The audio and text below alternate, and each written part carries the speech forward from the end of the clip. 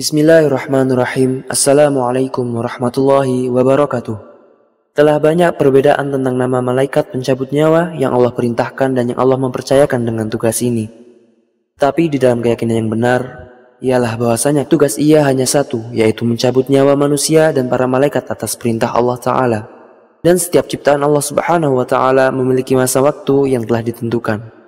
Dan apabila telah datang waktunya, yaitu dicabutnya nyawa, maka tidak akan bisa dimajukan dan tidak bisa ditangguhkan walaupun sesaat, dan akan dicabut ruhnya atas perintah Allah Ta'ala.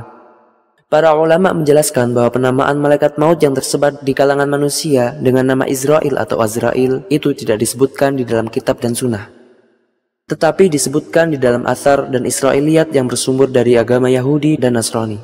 Maka dengan ini tidak boleh menamakan dengan Azrail atau lainnya. Adapun ketika Al-Quran menyebutkan nama malaikat maut, ia mensifati dengan malaikat maut dan tidak lebih dari itu. Allah Subhanahu wa Ta'ala berfirman, "Qul yatawaffakum malakul mautil ladzi wukkila bikum tsumma ila rabbikum turja'un." Katakanlah, malaikat maut yang diserahi untuk mencabut nyawamu, ia akan mematikanmu, kemudian hanya kepada Tuhanmu lah kamu dikembalikan. Maka lebih tepat bagi seorang muslim ialah untuk menamakan apa yang Allah namakan ia dengannya dan tidak boleh melebihinya. Malaikat maut memiliki kemampuan dan kekuatan yang Allah berikan untuk mencabut nyawa dengan sangat mudah, di dalam satu waktu, pada setiap tempat yang berbeda. Dari itu, sahabat Ibnu Abbas menggambarkan langkahan dari malaikat maut itu antara timur dan barat, dan Imam Mujahid berkata, bumi itu dijadikan bagi malaikat maut seperti wadah besar yang memuat hidangan yang ia akan ambil dari pihak manapun yang ia sukai. Di antara tugasnya ialah bahwasanya Allah memerintahkan ia untuk mengumpulkan semua jenis tanah sehingga Allah menciptakan segala manusia. Saksikanlah video ini sampai selesai, sehingga kalian tahu kenapa malaikat Jibril menangis ketika ia mengetahui bahwasanya Allah memerintahkan malaikat maut untuk mencabut ruhnya, dan bagaimana akhirnya dari malaikat maut yang menyakitkan, dan di manakah ia mati.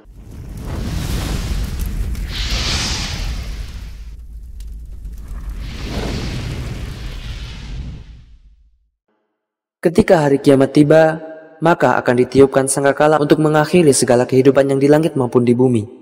Lalu semua alam semesta binasa, yang tersisa hanyalah Allah Ta'ala dan malaikat yang dikehendaki Allah. Lalu Allah berkata kepada malaikat maut, "Wahai malaikat maut, siapakah yang tersisa dari makhlukku? Padahal Allah lebih tahu." Malaikat maut pun menjawab, "Ya Tuhanku, Engkaulah yang lebih tahu. Yang hanya tersisa, ya Israfil, Mikail, dan Jibril, dan tersisa hambamu yang lemah, malaikat maut yang hina." Maka Allah berkata, "Pergilah ke Jibril dan cabutlah ruhnya."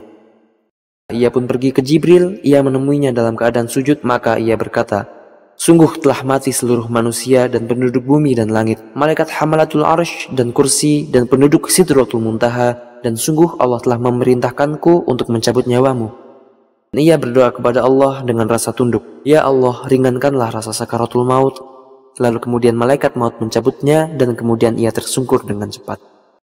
Kemudian Allah Ta'ala bertanya, "Wahai malaikat maut, siapakah yang tersisa dari makhlukku? Padahal Allah lebih tahu."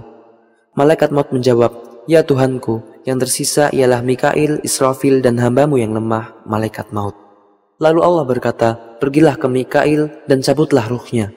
Maka ia pun pergi ke Mikail dan bertemu, sedang ia menunggu hujan turun di malam hari.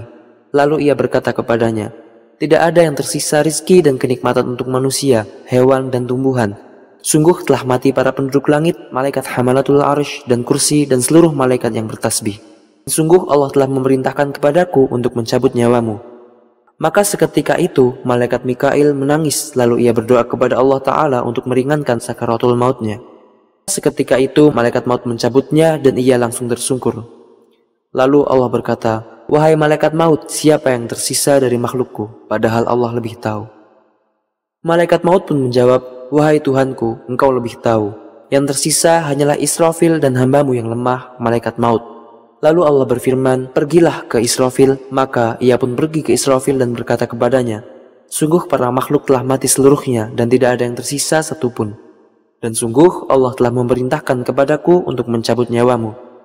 Lalu Israfil berkata, "Maha suci Engkau yang menaklukkan hambanya dengan kematian.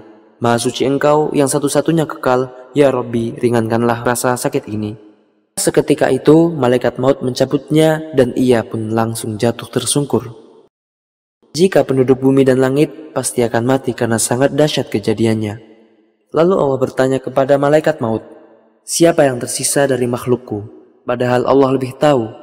Malaikat pun menjawab, engkau lebih tahu ya Allah siapa yang tersisa.